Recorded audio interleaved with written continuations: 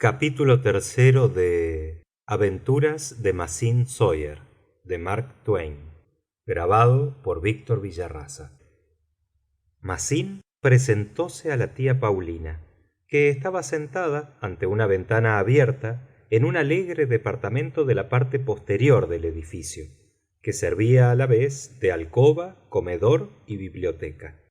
La tranquilidad de la atmósfera, la perfumada aura estival por el olor de las flores, el adormilado murmurar de los arroyos, había influido en el ánimo de la buena señora que, no teniendo más compañía que el gato, habíase amodorrado, y en aquel estado de duermevela tan agradable ensoñaba que Mazín había desertado del hogar sustrayéndose a su tutela.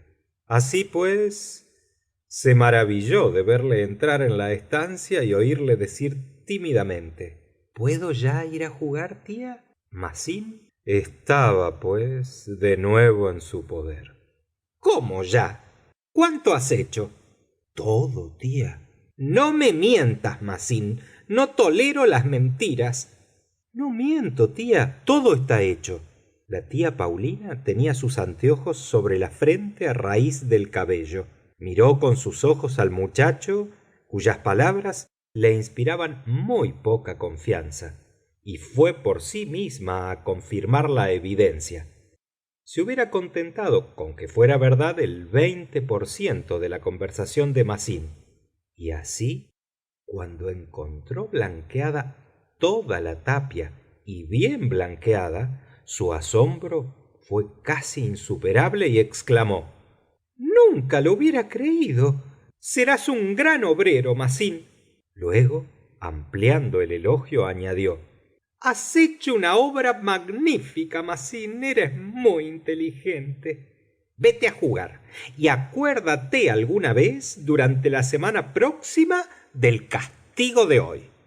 Y en su entusiasmo llevó a Mazín al gabinete de despensa, eligió una hermosa manzana y se la dio, echándole un sermón de moral en el cual intercaló algunos textos de las sagradas escrituras. Y mientras ella escuchaba satisfecha su discurso propio, él le escamoteaba unas nueces. Luego salió de un salto de la estancia y vio a Bastián saltando las escaleras que conducían a los cuartos posteriores del segundo piso. El yeso estaba blando y saltaba también alrededor de Bastián como granizo. Antes de que la tía Paulina volviera de su sorpresa, Mazín se había encaramado a la tapia y salido a la calle. Había puerta, pero tenía Mazín demasiada prisa para entretenerse a abrirla y cerrarla. Ya estaba tranquilo y había hecho las paces con Bastián, perdonándole el que le llamase la atención de la tía acerca de haber cosido el cuello con hilo negro. Mazín bordeó el muro y fue por detrás de la vaquería de la casa. Una vez a salvo de la captura y castigo, se dirigió a la plaza del pueblo, donde 2 ejércitos de muchachos estaban prontos a acometerse. Mazín era el general de uno de los ejércitos y Pepito Harper, un amigo íntimo, general del otro. Los grandes comandantes no combatían. Sentados en unas pequeñas eminencias, dirigían la batalla y daban sus órdenes a los capitanes por medio de sus edecanes. Tras reñido e indeciso por largo tiempo combate, el ejército aguerrido y disciplinado de Mazín obtuvo una espléndida victoria. Luego que se contaron los muertos, se trasladaron al hospital los heridos, se canjearon los prisioneros y se firmó el tratado de paz. Acordaron ambos generales, asistidos por los estados mayores respectivos, las causas de la próxima desaveniencia y señalaron el día de la próxima necesaria batalla.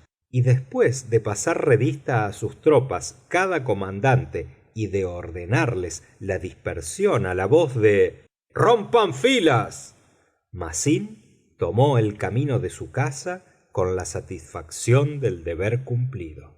Al pasar por la casa de Geodofredo Thatcher, vio una muchacha desconocida en el jardín.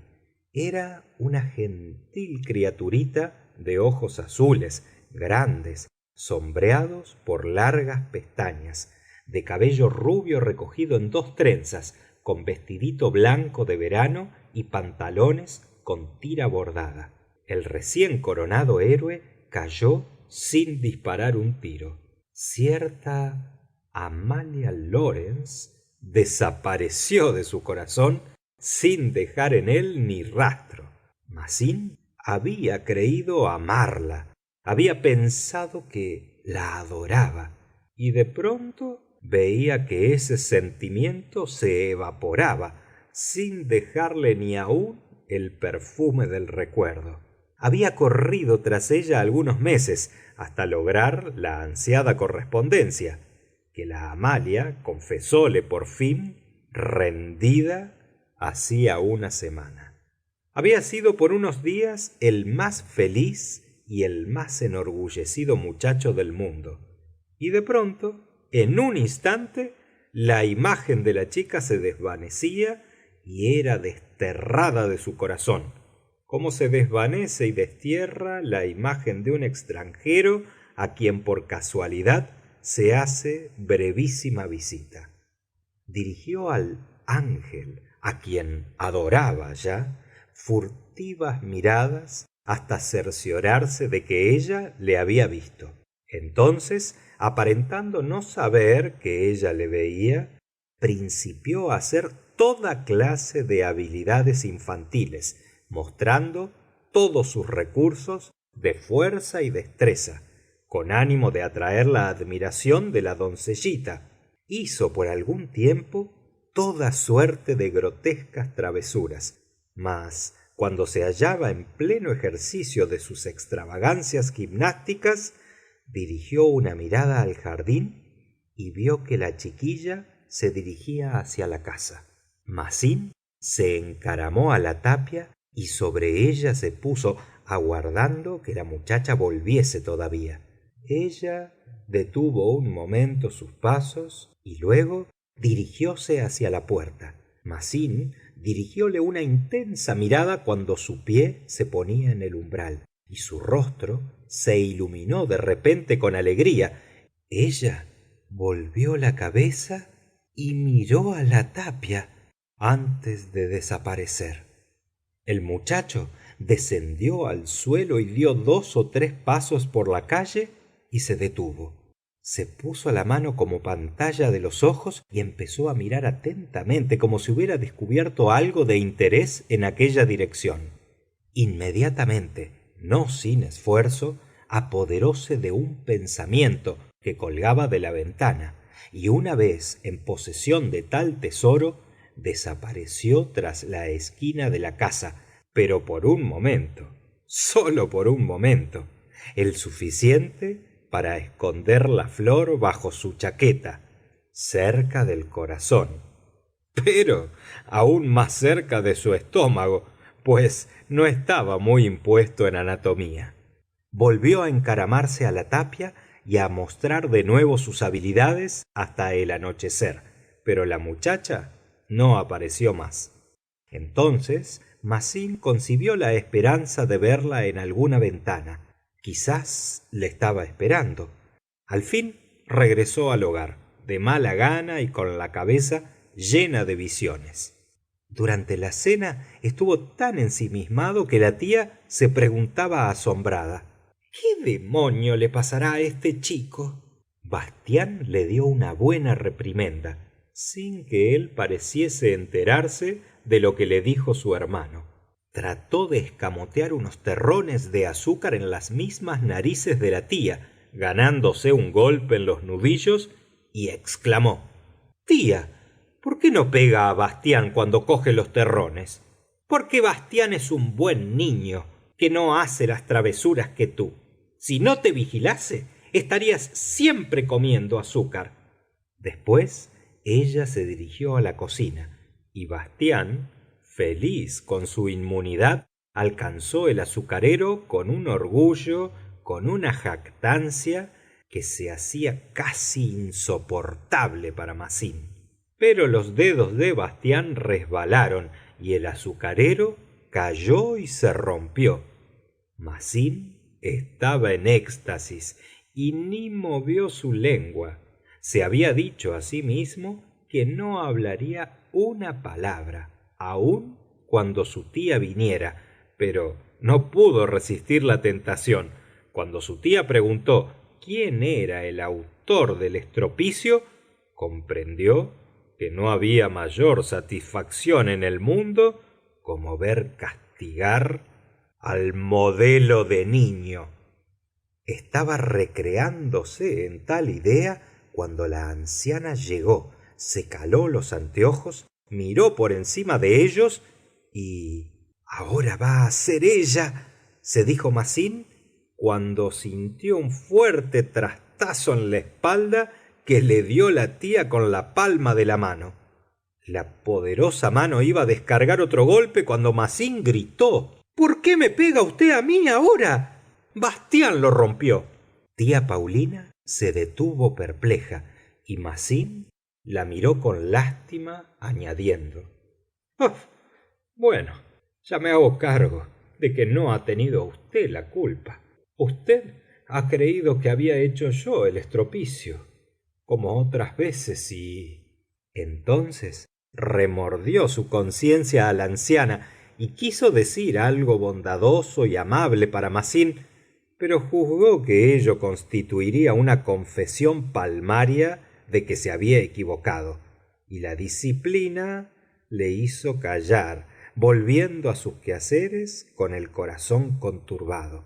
Masin lo comprendió así, y, aunque algo consolado con ello, se cobijó en un rincón, renegando de su mala suerte, sin querer reconocer como señales del arrepentimiento de su tía las furtivas miradas que de vez en cuando y a través de una lágrima dirigíale la anciana. Se representó a sí mismo en el lecho de muerte y a su tía bendiciéndole y suplicándole una palabra de olvido por aquel golpe injusto, pero él volvía la cara a la pared y expiraba sin pronunciar esa palabra. No lo olvidaría, no. Veremos entonces lo que hacía tía Paulina.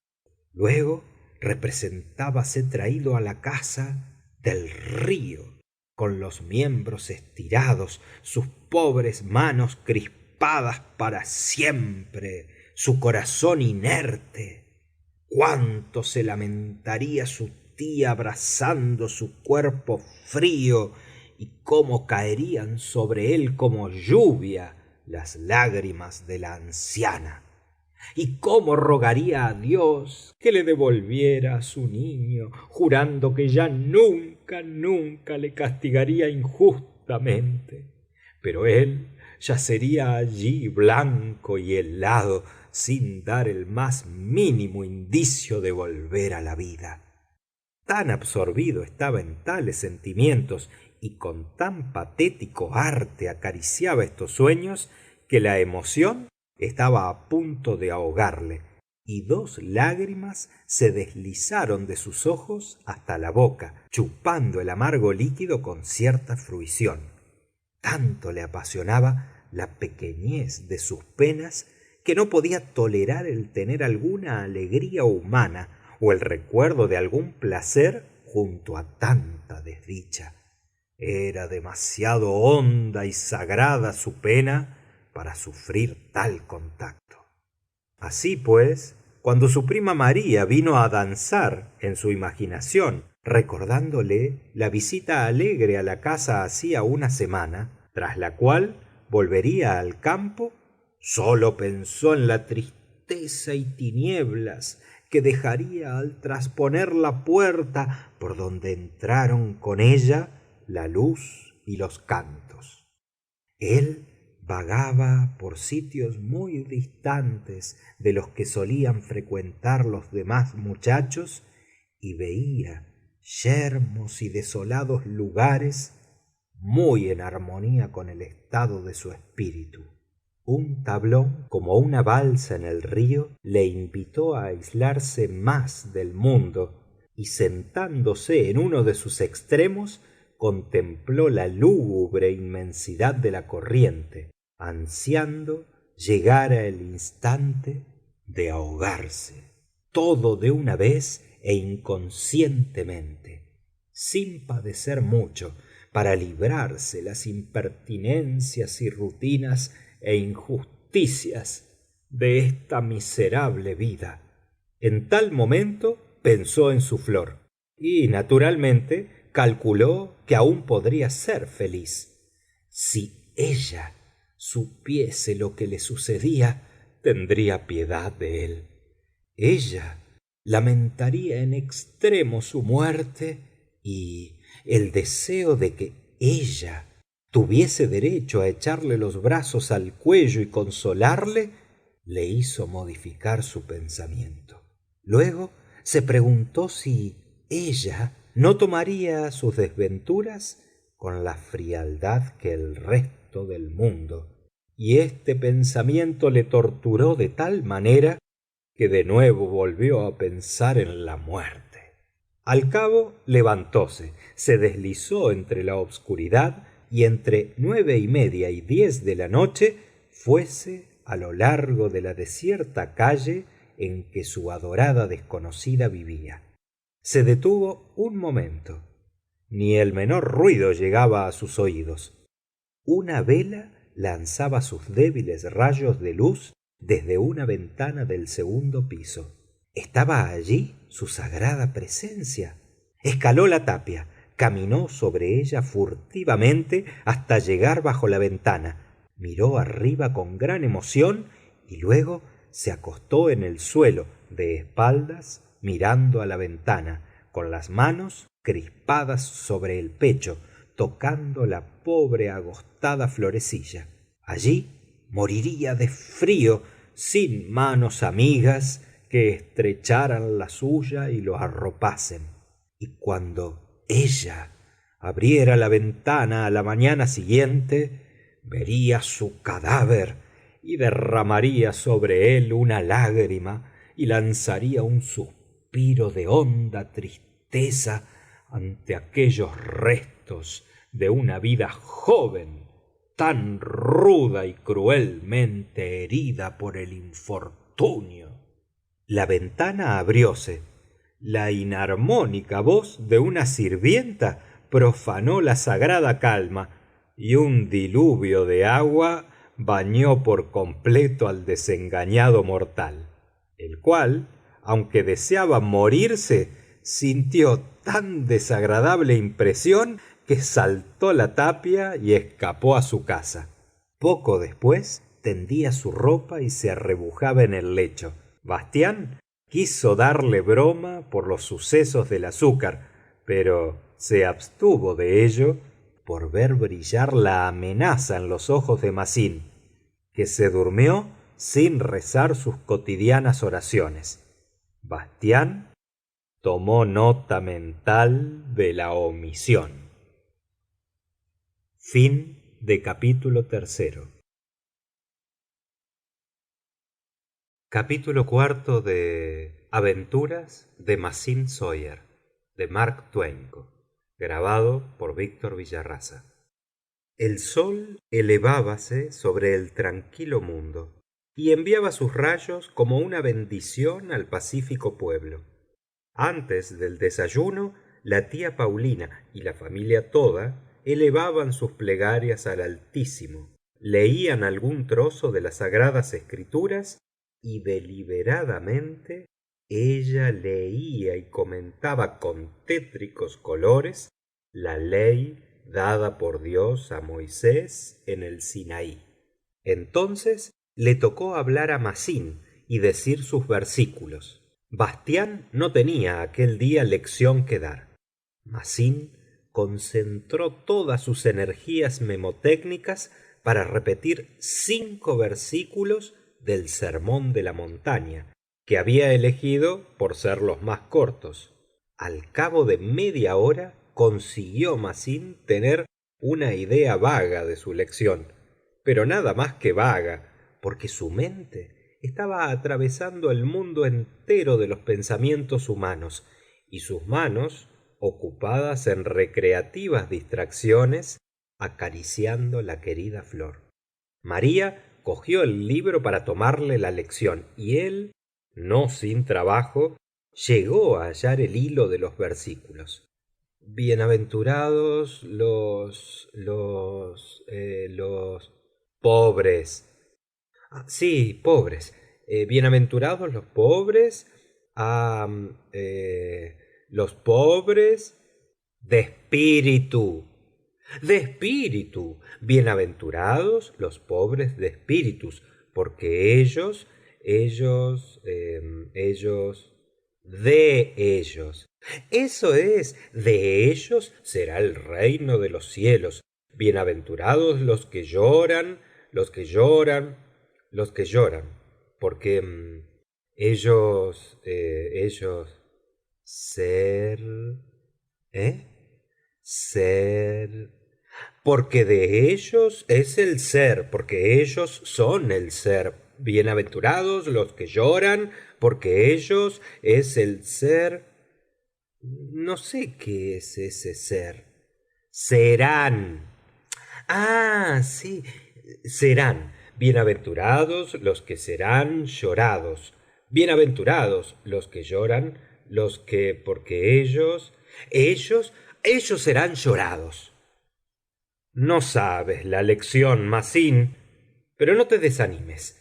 Ve y estudia de nuevo, y si te la aprendes bien, como serás un buen muchacho, te daré una cosa. Muy bien, una cosa. ¿El qué, María? Dime qué cosa. No te importa, Masín. Ya sabes que nunca te engaño, y cuando te prometo algo, lo cumplo. Bueno, voy a estudiar, María. Enseguida la aprendo. Y Masín, impulsado por el doble acicate de la curiosidad y el premio en perspectiva, marchó a estudiar con tal ahínco que obtuvo un éxito brillante. María le dio un cortaplumas Barlow enteramente nuevo, que podría valer un real y medio, y al recibirlo Masín experimentó tal sensación de placer que sus nervios parecían haberse puesto a bailar.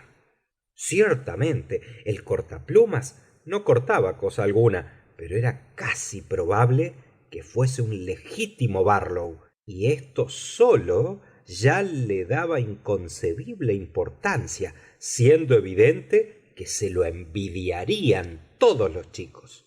Masín encontró el medio, a fuerza de paciencia, de sacar algunas astillas a la alacena con el arma, y se disponía a emprenderla con el buró cuando fue llamado para vestirse con el fin de ir a la escuela dominical.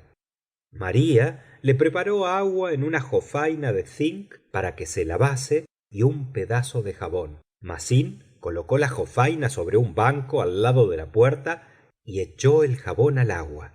Se remangó los brazos, derramó gentilmente el agua por el suelo y entró en la cocina, principiando a frotarse la faz diligentemente con la toalla como si se secara. Pero María tocó la toalla y dijo: ¿cómo es eso que no está mojada, Masín? No debes ser tan malo. No creas que te va a hacer mal el agua. Masín se desconcertó un tanto. Dirigióse a la jofaina, cerró los ojos, se chapoteó el rostro con resolución y al entrar de nuevo, secándose a la cocina, la toalla daba público testimonio irrecusable de que la cara del chico había trabado honradas relaciones con el agua. Sin embargo, la frente y los alrededores del cuello habían sido exceptuados de la limpieza, y Masín parecía un enmascarado, contrastando la blancura de su nariz y mejillas con la negrura de frente, barba y cuello. María tomóle de su cuenta, dispuesta a hacer desaparecer la enojosa diferencia de colores, y lo lavó del todo y lo peinó a pesar de sus protestas. Él no se peinaba y lavaba porque su vida estaba amargada por el dolor. Luego María le dio sus vestidos nuevos, un traje que sólo había usado los domingos durante 2 años, que se denominaba en casa, modesta y sencillamente, el otro traje, y que era de la misma forma que su traje de diario. La joven lo arregló. Después que él se hubo vestido, le abotonó, le cepilló y le puso el sombrero. Masin se encontró más satisfecho y confortado, y se contempló más guapo y elegante. Esperaba que María se olvidase de los zapatos, pero fue fallida su esperanza. Se los trajo. El chico perdió la paciencia, antojándosele demasiada tiranía, y dijo que él era bastante grande para saber lo que tenía que hacer. Pero su prima le replicó dulcemente: vamos, vamos, Masín, no seas malo. Así se calzó los zapatos. María estaba lista y los tres se dirigieron a la escuela, pasando por la plaza en la cual se hubiera quedado Masín de buena gana a no haber ido con Bastián y María. Las horas de clase eran de las 9 a las 10:30, y luego el servicio de la iglesia. Dos de los muchachos se quedaban siempre para el sermón voluntariamente, y los otros por más fuertes razones. Desde la puerta volvió 2 pasos y abordó a uno de sus camaradas, vestido como él de día de fiesta. Oye, Guillermo, ¿tienes vales rojos? Sí. ¿Cuántos quieres por uno? ¿Qué das? Un pedazo de regaliz y un anzuelo. ¿A verlos? Masín exhibió los objetos ofrecidos, que satisficieron al otro, y la propiedad cambió de manos. Luego Masín cambió por 3 vales rojos, un par de vales blancos, y adquirió, además de los 2 blancos, otros 2 azules, dando por ellos algunas baratijas. A la vuelta de 10 minutos, comerciando con los distintos muchachos que llegaban a la escuela, adquirió una porción de vales de distintos colores, y entró en la iglesia con un enjambre de aseados y desasiados muchachos y muchachas, y siguió hasta su asiento, disputándose el puesto junto al primer muchacho con quien había empezado a comerciar. El maestro, un grave anciano, intervino, y cuando volvió la espalda, Masín estiró el pelo al muchacho y se colocó en el banco próximo, pareciendo ser absorbido por la lectura de un libro, cuando el otro se volvió gritando. Nueva reprimenda del maestro. Masín era en la clase un modelo por lo intranquilo, revoltoso y travieso.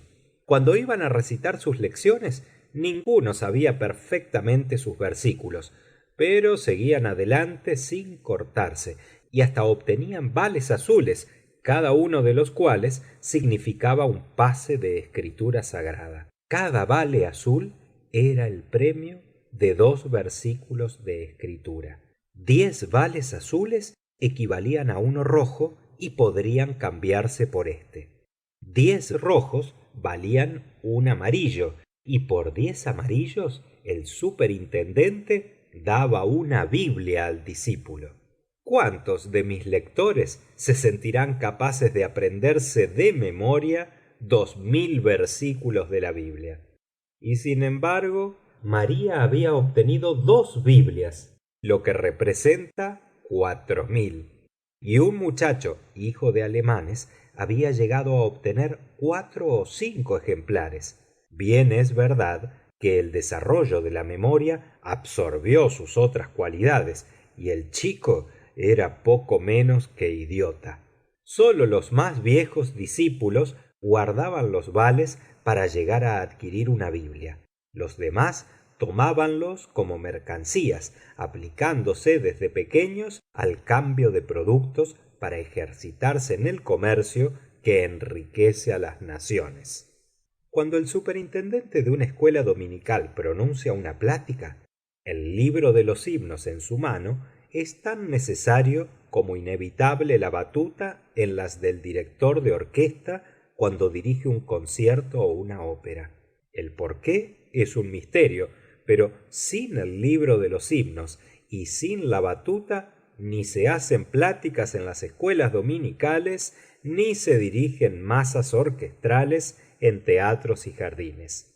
El de la escuela a que asistía Massín era un hombre de unos 35 años, de mejillas pálidas y cortos y crespos cabellos. Paciente y laborioso, era capaz de estarse horas enteras de pie junto a la pared, hablando y explicando a los alumnos. Don Gualterio, que tal era su nombre, era serio, grave, formal, sincero y honrado, limpio de corazón y muy versado en las sagradas escrituras. Insensiblemente su voz había adquirido una entonación enfática para uso de la escuela dominical, entonación que no tenía en los demás días de la semana. Por 2 veces se puso en pie bajo el púlpito reclamando silencio, y cuando consiguió la atención debida empezó así: ahora, niños, alzaos y prestadme toda la atención que podáis por 1 o 2 minutos. Así, eso es. He aquí el camino que debéis seguir, mis buenos muchachitos y mis buenas muchachas. Estoy viendo a una chiquilla que mira al campo a través de la ventana. Me figuro que estará creyendo que yo estoy allá, subido en algún árbol y dirigiendo una plática a los pajaritos. Risas laudatorias comprimidas. Debo deciros todo lo bien que obráis al venir aquí y cuánto me complazco en ver tantas caritas infantiles congregadas en torno mío para aprender la verdad y el bien. Y así sucesivamente. No hace falta repetir toda la plática. Era un modelo de discurso que no variaba sino en el punto bíblico que le tocaba explicar cada domingo, y era conocido de todos. El último tercio del discurso era también invariable, y generalmente interrumpido por riñas entre los discípulos más traviesos o murmullos de disputas o juegos a que se entregaban los chicos. Sólo algunos, aplicados e inconmovibles, como Bastián y María, seguían atentamente al orador, aun sabiendo ya casi de memoria lo que iba a decir. Pero aquel día todos los rumores acalláronse al interrumpirse el orador, y pudo éste concluir su plática en medio del mayor silencio. Una buena parte de los rumores había sido ocasionada por un acontecimiento más o menos raro: la entrada de visitantes. El abogado Thatcher, acompañado de un anciano, un agraciado y majestuoso caballero de edad media, con cabellos de reflejos acerados, y una digna señora que era indudablemente esposa del último. La señora llevaba una niña de la mano.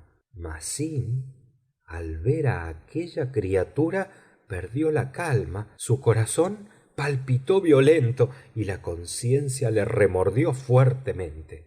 No podía mirar los ojos de Amalia Lawrence, no podía resistir su amorosa mirada. Al ver a la recién venida, su alma se inundó de felicidad por un instante y enseguida empezó a hacerse ver con todos sus irresistibles atractivos, haciendo muecas, enredándose con las manos el cabello, golpeando a los muchachos próximos, en una palabra, usando de todas las artes propias para fascinar a una muchacha y ganar el aplauso de ella. Su exaltación no tenía más que un punto negro: el recuerdo de su humillación en el jardín del Ángel la noche precedente. Y este recuerdo infausto estaba casi oculto entre las espumas de la ola de felicidad que inundaba a Massín.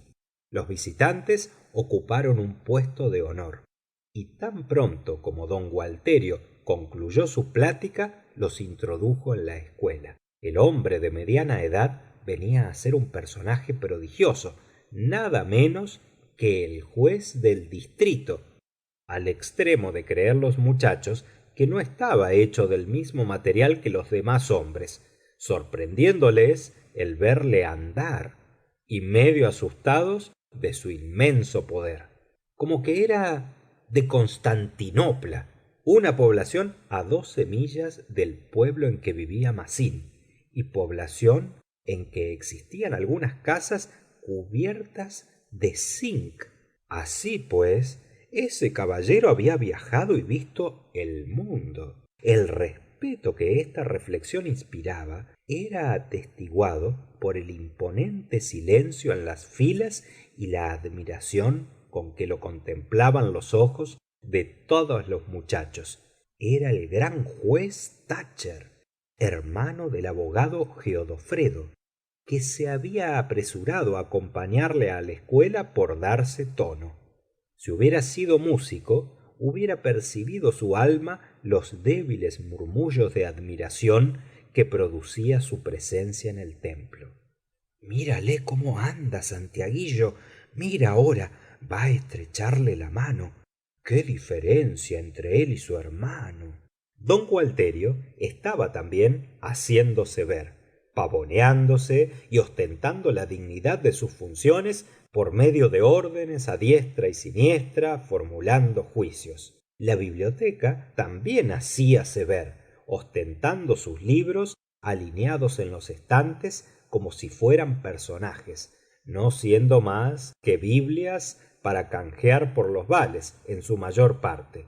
La joven esposa del maestro hacíase ver asimismo, interponiéndose dulcemente entre los muchachos que se pegaban y acariciando para calmarlos con sus lindas manos pequeñas a los más traviesos. El joven maestro se hacía ver a su turno, regañando a los unos y exhortando a los otros a respetar la autoridad escolar y a no quebrantar la disciplina.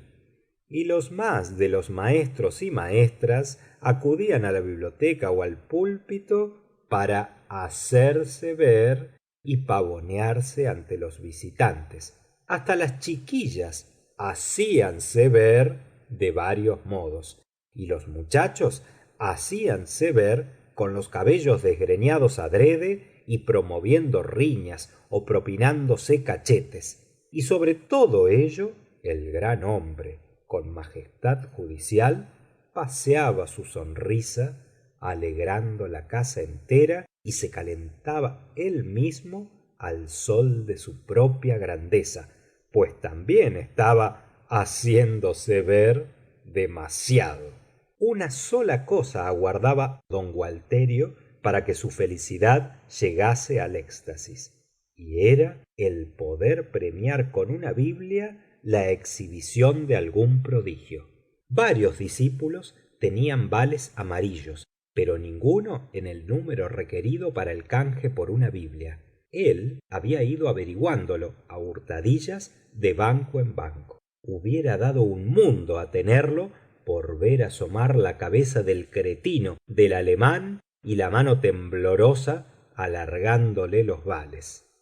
Y en aquel preciso momento, cuando creíase morir, he aquí que Massín Sawyer se adelanta hacia él con 9 vales amarillos, 9 rojos y 10 azules en demanda de la Biblia.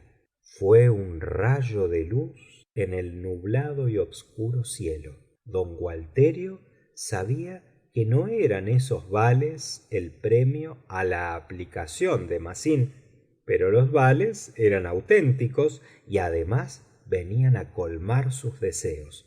Fue, pues, Massín elevado al más alto sitial entre el juez y los demás elegidos, y la grata nueva fue anunciada a todos los discípulos. Era Massín el más atolondrado de los alumnos de su edad, 10 años, y tan profunda fue la sensación del nuevo héroe al colocarse junto a la Alteza Judicial que no dudó que la escuela entera tenía ya dos maravillas en vez de una que admirar.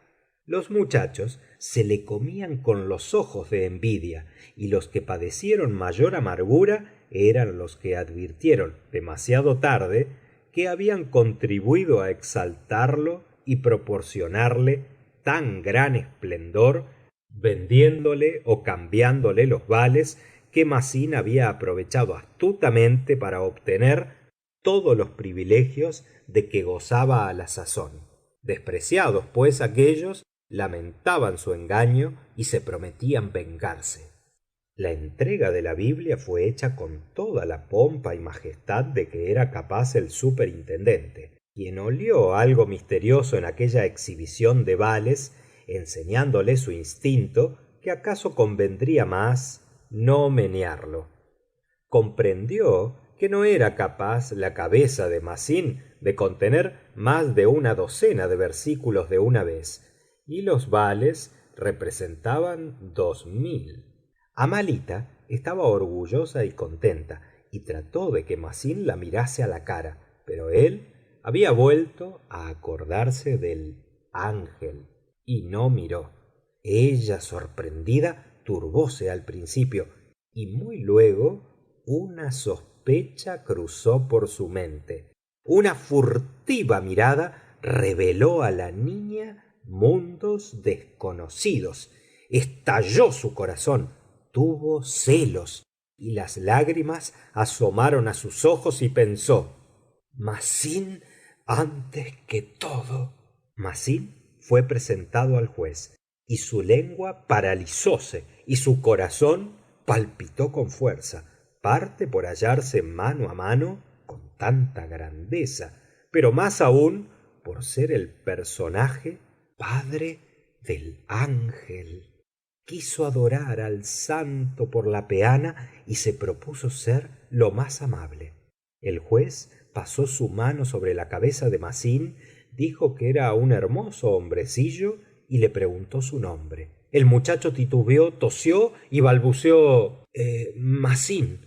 Oh, no, no, Massín no es nombre. Tomás. Eso es, Tomás. Me lo había figurado. Muy bien. ¿Y qué más? Porque debes tener otro nombre. El apellido, ¿cómo es? Dile al caballero tu apellido, Tomás, exclamó don Gualterio, y di señor. No debes olvidar las reglas de urbanidad. Tomás Sawyer, señor. Muy bien, muy bien. Eres un buen muchacho, un guapo chico, un muy guapo chico. 2000 versículos son muchos, muchísimos. Y no los habrás olvidado quizás del todo, ¿verdad? Porque esos conocimientos valen más que los otros todos en el mundo. Son los que hacen a los grandes hombres, hombres buenos. Así, así, tú serás algún día un hombre grande y un hombre bueno, Tomás. Y entonces te acordarás de la escuela dominical y te dirás que todo se lo debes a las enseñanzas de don Gualterio y a haber sido un muchacho formal y aplicado. Esto te repetirás y será tu recompensa por haberte aprendido esos 2000 versículos. La satisfacción que experimentes por el agradecimiento de los hombres a quienes serás útil. Y ahora, ya sé que tendrás un placer en decirnos algo a nosotros y a esta señora de las muchas cosas que has aprendido. Nosotros nos enorgulleceremos al encontrarnos con un chico inteligente y aplicado como tú. Vamos a ver, no dudo que sabes los nombres de los 12 discípulos. Bueno, ¿quieres decirnos los nombres de los dos primeros que siguieron al maestro?